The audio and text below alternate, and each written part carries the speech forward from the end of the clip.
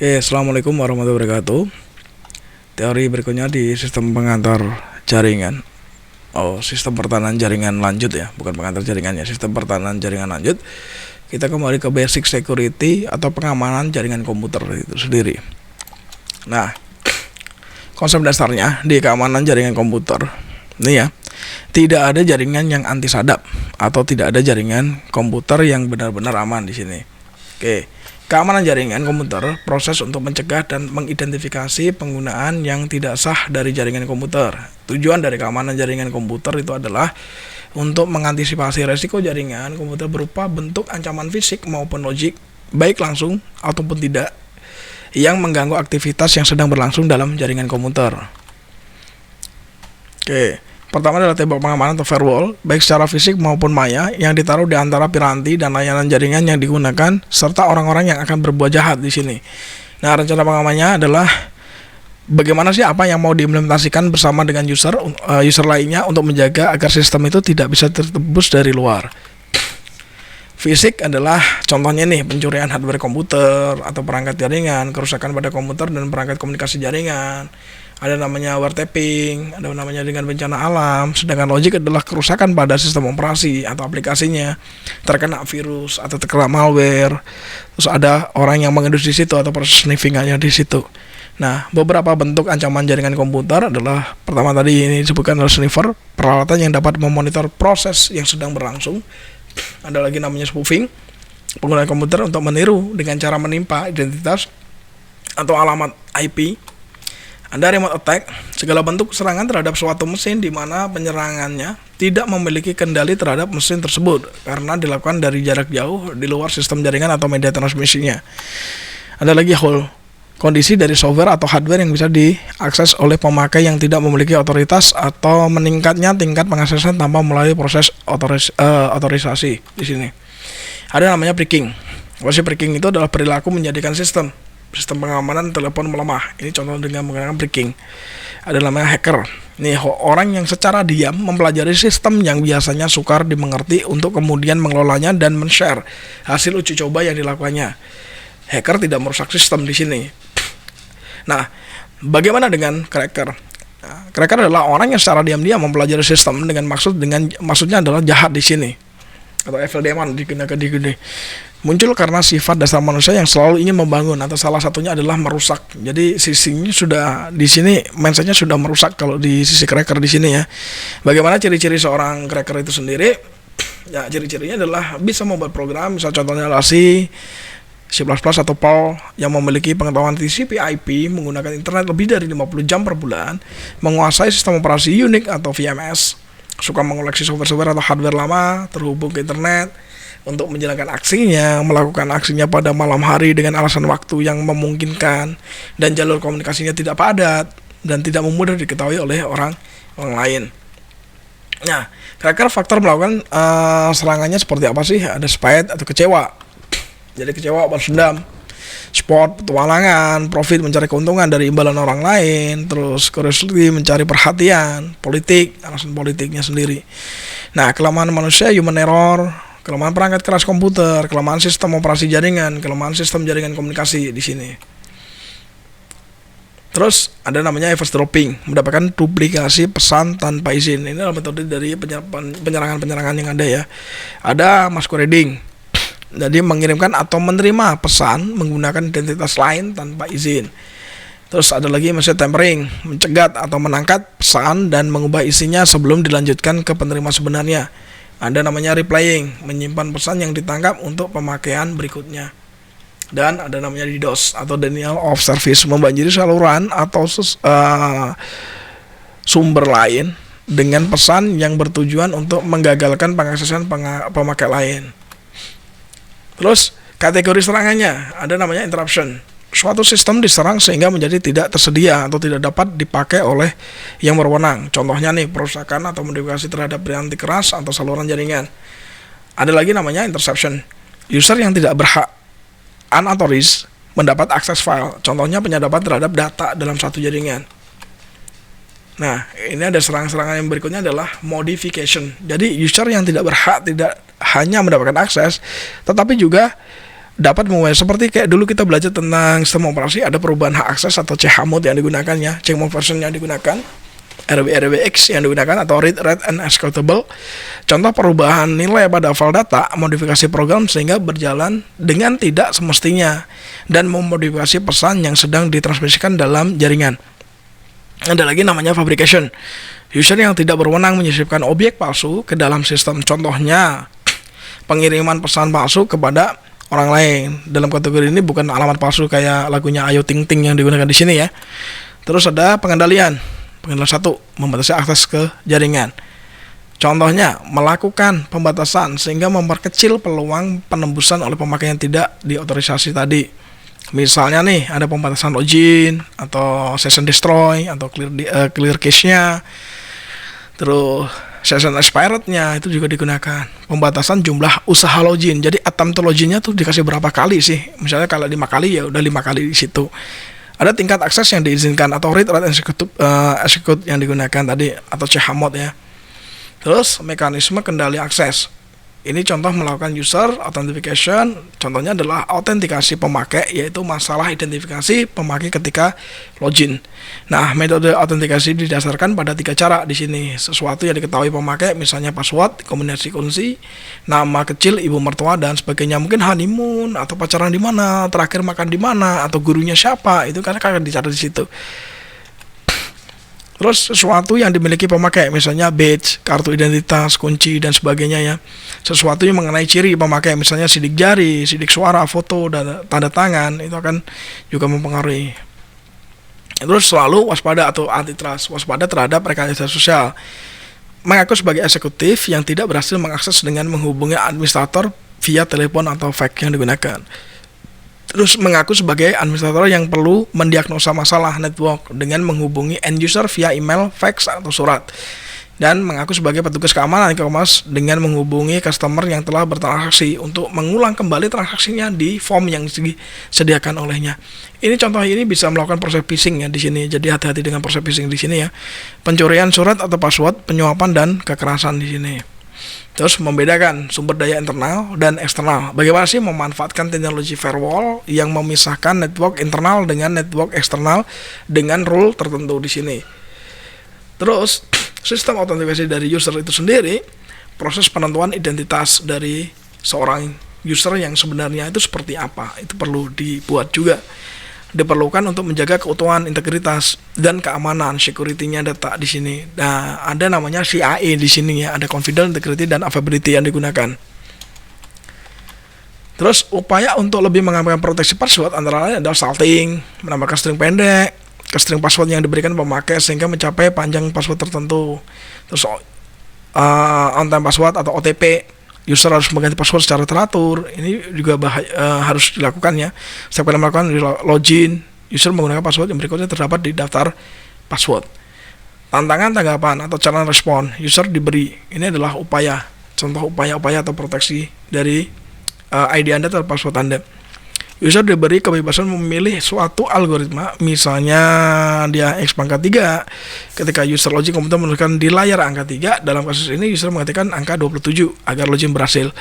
Algoritma dapat berbeda di pagi, sore, dan hari berbeda, dari terminal berbeda, dan seterusnya.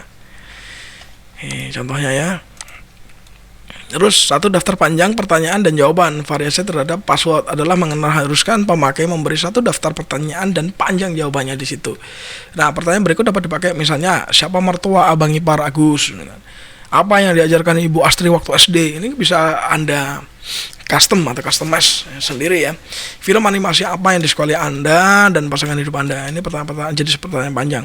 Pada saat login, komputer memilih salah satu dari pertanyaan secara acak, menanyakan ke user dan memeriksa jawaban yang diberikan. Jadi jawabannya harus sama dengan pertanyaan yang Anda buat tadi.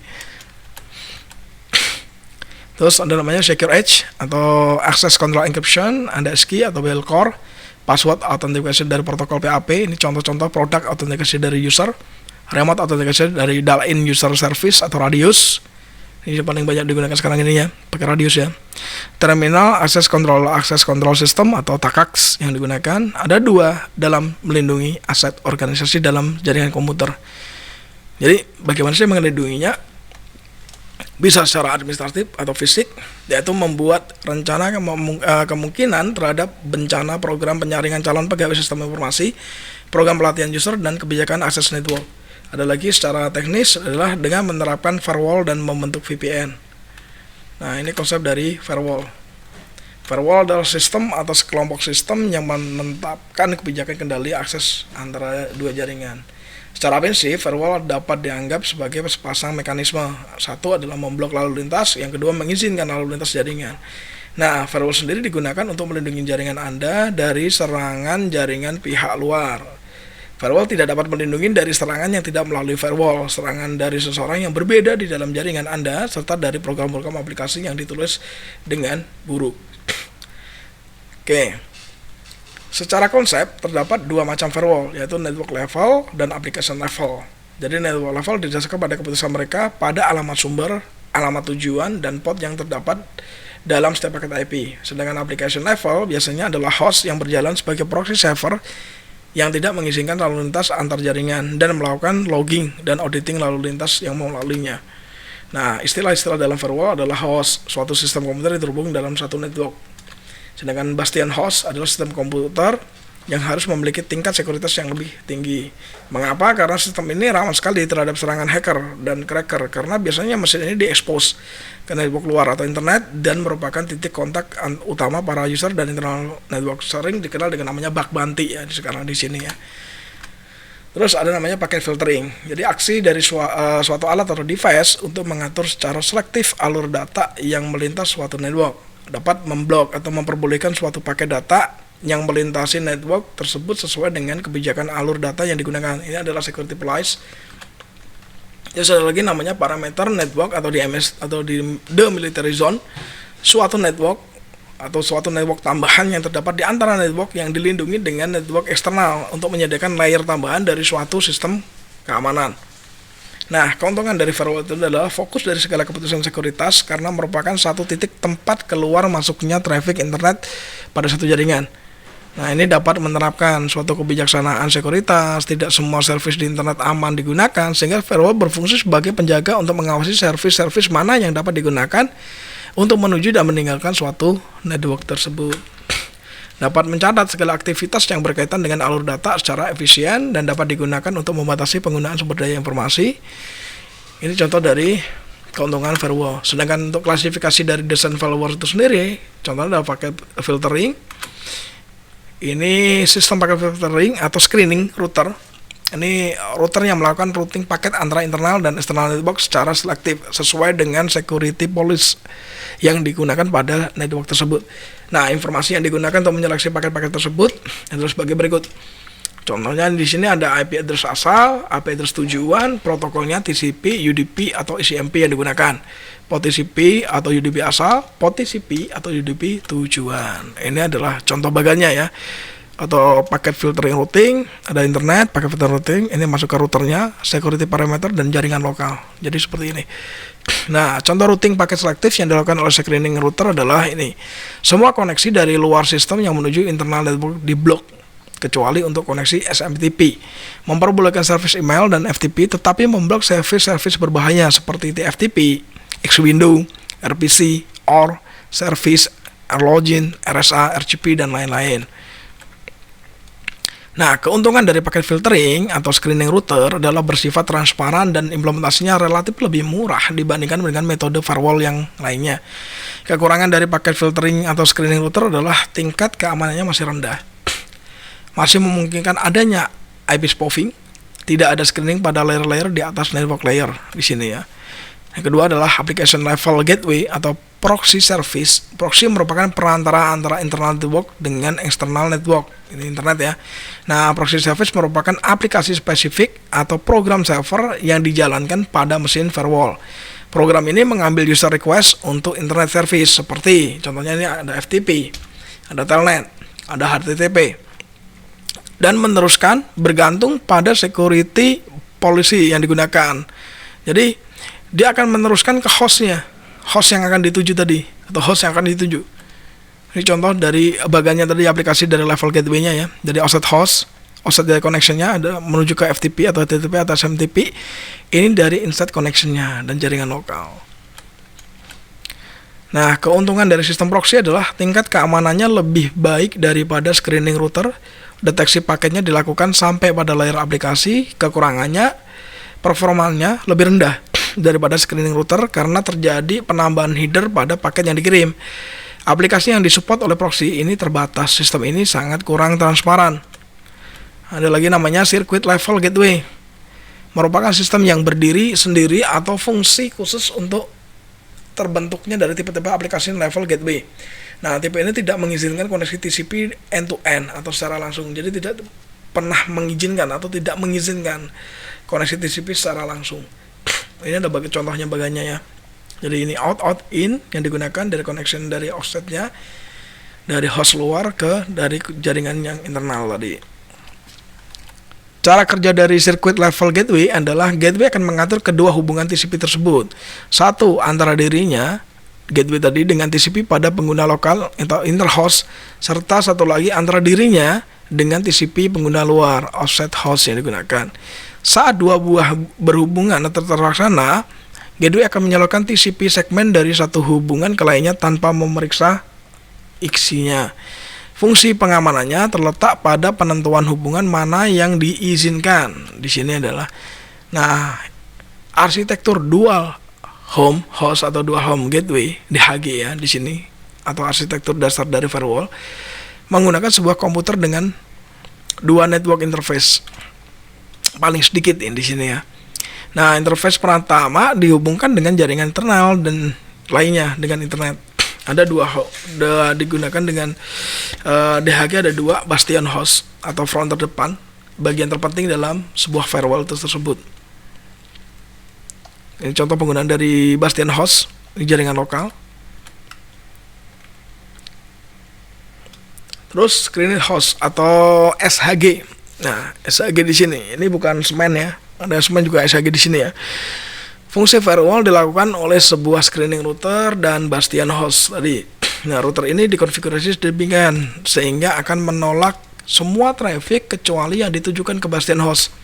Sedangkan pada traffic internal tidak dilakukan pembatasan. Dengan cara ini, setiap client service pada jaringan internal dapat menggunakan fasilitas komunikasi standar dengan internet tanpa harus melalui proxy. Ini contohnya ya, dengan menggunakan paket filtering atau dengan screening sebelum dari menuju ke bastion. Jadi dia bastion kan mengirimkan ke paket filtering routernya atau screening router.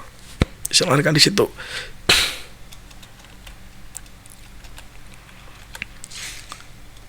Oke, masuk ke berikutnya, screening subnet atau screening subnet gateway atau SSG firewall ini. Jadi firewall itu banyak sekali ya, menggunakan dua screening router dan jaringan tengah. Perimeter network di sini maksudnya adalah antara kedua router tersebut di mana ditempatkan bastion host. Jadi si bastion ini sama sih kayak fungsinya kayak model IDS itu ya. Dia berada porsi di tengah di situ. Porsi ada di tengah di situ. Terus kelebihan susunan ini akan terlihat pada waktu optimasi penempatan server. Ini contoh bagiannya ya. Jadi contoh bagiannya. Terus ada lagi namanya Virtual Private Network atau VPN. Ini jaringan pribadi. Jadi pada umumnya suatu jaringan komputer, suatu lembaga akan atau perusahaan di suatu daerah atau negara terhubung dengan jaringan komputer dari satu grup perusahaan yang sama di daerah atau negara lain. Nah, perbedaannya pada media penghubung jaringan yaitu adalah pada VPN, media penghubungan masih milik perusahaan atau grup itu sendiri. Pada VPN, media penghubungan adalah jaringan publik seperti internet di sini. Cara membentuknya, tunneling. Terus ada beberapa. Ini contohnya adalah metode tunneling ya, dipakai adalah IPX to IP tunneling, PPP atau P3 yang digunakan to IP tunneling. Jadi kalau kita bicara tunneling, VPN ini dibuat dengan satu dalam jaringan publik untuk menghubungkan antara jaringan satu dengan jaringan lainnya. IPX to IP tunneling di sini bisa digunakan dalam jaringan VPN novel network. Terus pada IPX atau IP tunneling, paket data dengan protokol IPX, standar protokol novel akan dibungkus atau encapsulated terlebih dahulu oleh protokol IP, standar protokol internet, sehingga dapat melalui tunnel ini pada jaringan publik internet. Nah, PPP3 atau P3 to IP tunneling contohnya adalah sama halnya dengan PPP to IP tunneling, di mana PPP protokol di-encapsulated oleh IP protokol. Nah, beberapa vendor hardware router seperti Cisco, Siva, Bay Network sudah menambahkan kemampuan VPN dengan teknologi tunneling pada hardware mereka. Nih, firewall dengan IP hidingnya atau mappingnya. Terus ada privilege juga yang digunakan atau limitation privilege. Ini adalah dapat membatasi para user jaringan dengan otorisasi atau hak yang diberikan kepadanya. Misalnya user A hanya boleh mengakses homepage, sedangkan user B hanya boleh mengakses homepage email dan news. Ini akan dikategorikan di situ.